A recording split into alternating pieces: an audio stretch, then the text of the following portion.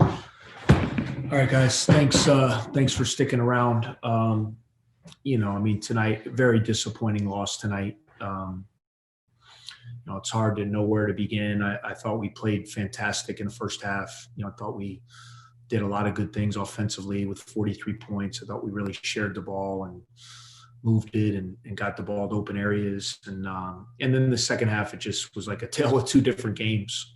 They give them credit. They're definitely an outstanding team, very talented team. And, they came out and hit a quick 8 points to start the second half. And then they kind of smelled some blood in the water and they kept attacking. And, the 53 points obviously is one thing, but, to only score 13 points and have a couple field goals, and like, we just have to play better. And I got to help these guys better, and that's what I told them after is my staff and I got to do a better job helping you guys when things are running a little bit dry, because I thought we did get some good looks during that stretch that we just missed. We missed some free throws. We missed some layups around the basket.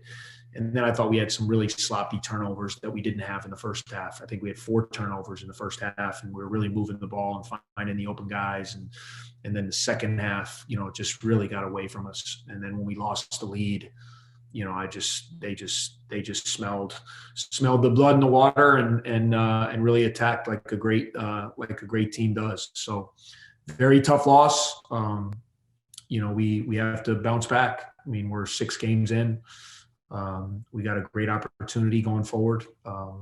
Playing a lot of great teams night in and night out. This league is just loaded with great teams, and but we're very disappointed. We're very disappointed, especially the way we played in the first half, and thought we had a good stranglehold of the game, and it just really got away from us in a big way in the second half, which is disappointing and something we got to get better.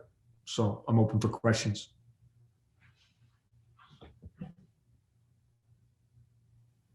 First question for David Cobb. Yeah. Hey, Chris. With you guys going from Luka Garza to Hunter Dickinson, now Kofi Cockburn tonight in consecutive games, I'm just kind of curious from your perspective how unique the challenges of this league, specifically in terms of the big guys that you have to face every night. Yeah, no, it's very, very challenging. I mean, those are 3 of the best players in the country, let alone in the Big Ten. And they're big guys, and they're skilled, and they're good. And so, and the thing that makes it very challenging is the supporting cast around those guys. The guys that Luka plays with at Iowa, the guys that Kofi plays with here tonight, the guard play that he plays with, and then and obviously with Hunter, the guys that so it makes it very challenging, because if you put too much attention on those guys, then you get hurt, by the rest of the team. And so it makes it hard. You got to try to do your best work and not give those guys easy baskets, try to make them work hard for what they get. I thought in the first half, we did a pretty good job of that. We were able to pick a couple. The other thing is you got to be ready to attack those guys on the other end, and I thought in the first half, we did a pretty good job of that. We drove them, we posted them, we got a couple fouls. And then the second half, we were very inept on the offensive end, but he was able to get a really good rhythm. But there's tremendous players, tremendous big guys in this league, and it makes it really hard to game plan against them.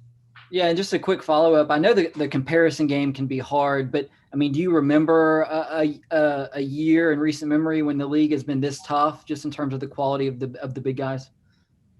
Well, I mean, last year was pretty good too, because you had Otoro, you had Jalen Smith, who was a lottery pick, from Maryland. So I think these last 2 years, the collection and all these guys that were saying Dickinson wasn't there, but Michigan had Teskey, and, Ohio State had Caleb Wesson.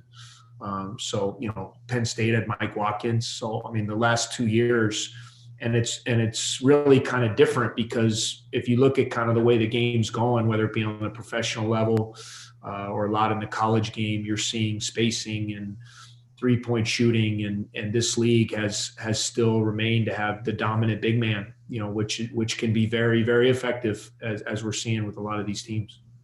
Thanks, Chris. Next question for Louis. Hey, Coach, Louis Vicaire. Boo Booey's really been struggling. He was scoreless again a second time. What have you seen from him, and what's your message to him right now? Yeah, and I want him to stay upbeat. We gotta get his confidence back. There's no question he's had a couple tough nights shooting the basketball after playing incredibly well. The first 3 games, and that's my staff and I. We believe in him. We can help him. It's obvious that teams are really trying to take him out of the game. And tonight it was with fouls. And that he could never get a rhythm all night. I just felt like he was in foul trouble. He had 2 at half. He picked up a charge first play of the second half, so I took him out. We tried to bring him back early just to see if he could get a little bit of a rhythm going, and he fouled on a 3-point shooter to get his 4th. So he just could never tonight, stay on the court with the foul trouble. But we're going to keep working with him. We're going to watch film. We have the utmost confidence in Boo. And he's shown he can play at a really high level, and we just got to get him back doing that. And it's a collective effort. It's not just about him. It's all of us helping him kind of get back to that level of play. Next question for Paul Banks.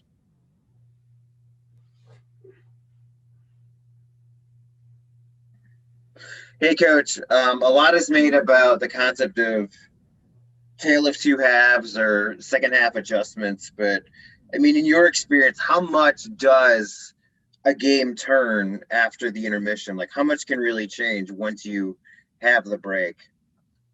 Yeah, well, tonight it changed a lot. It just depends, and I think what you see too, with the lack of any kind of crowd, I think you see momentum shifts even more drastic this year, because you don't, maybe at home, we could get a little bit of an energy if we were struggling, same thing, or on the road, it can be a little bit tougher, with no one in the building.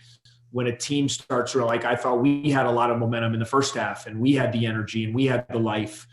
And then they hit us with that 8-0 spurt, and I think a minute and a half there to start the second half, and you kind of felt the energy shift, and it gave them life. And then you really heard their bench and you heard their energy, because, these people don't realize, you see it on TV, but these gyms are empty. So, the momentum, I think this year more than any, you see more drastic shifts just because of the lack of people in the building. I know it's just hypothetical, but how do you think things might have changed if you would have had a full house tonight and mostly, your fans in the crowd? Yeah, it's hard to say. It's at the end of the day, it's the players out there playing. I think I feel badly that the players don't get to play in the normal Big Ten environments, because they're so good. Everywhere you go, people are passionate about their teams, and there are so many good teams this year. So I bet the places would be packed more than ever. So I feel for the guys that they don't get a chance to play in those kind of atmospheres, but at the end of the day, the players are out there playing. So fans are great and atmospheres are great, but it's about the guys out there making plays, getting stops, playing defense. And tonight in the second half, it was Illinois just dominated us in every facet. Last question for Leah. Hi, Coach. In a game like tonight where, the shooting challenges are kind of isolated more to one half rather than the game as a whole, how do you talk your team through that and kind of move forward when, it might not be challenges overarching, but more in like a certain segment of the game? Yeah, well, you just are you getting good shots? And that's the thing you talk about in the huddle. Are we getting, and I thought early in the second half, we were turning the ball over. And so we were either turning the ball over or we were attacking in transition, when a lot of times they had the numbers, and I thought we just got a little impatient, they were able to block some shots at the rim. And then there was a stretch where we were kind of trying to hang around, where I thought we got some really good shots, and whether, that's what you have to, are you executing and missing shots, or are you not running good offense? And I thought it was in the second half, we did not run for much of it. It was not great offense. But then there were also segments where I thought we did good things, and we just missed a couple layups at the basket, or we missed, an open shot. And that happens. That's part of basketball. So I think it's just kind of taking the temperature of, are we doing what we are trying to do? Are we getting the right shots? And in the second half tonight, I thought it was turnovers early. And then I thought once we lost the lead, you know, we lost our poise, and we were just never able to get back in the game. Thanks, Coach. Appreciate your time. All right, thanks, guys.